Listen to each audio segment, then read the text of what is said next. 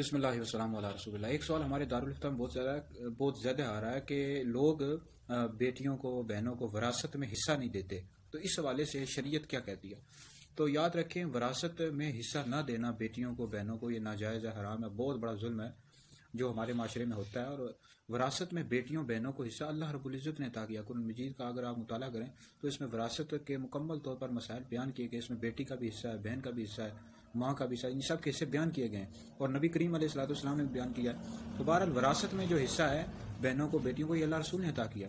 اب بعض لوگ یہ سمجھتے ہیں کہ ہم نے جہیز دے دیا تو اس صورت میں بس ان کی وراثت یہی ہے، حالانکہ ایسی بات نہیں ہے۔ وراثت میں جو حصہ ہے یہ شریعت نے عطا کیا ہے اور یہ آپ کو دینا پڑے گا۔ جہیز دینا تو یہ آپ اپنی مرضی سے دیتے، اپنی خوشی سے دیتے نا۔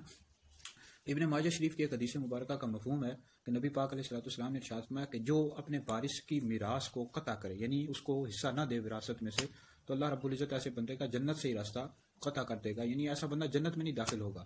تو بہرحال یہ بہت بڑا ظلم ہے جی، بیٹیوں کو بہنوں کو وراثت میں حصہ ضرور دینا چاہیے۔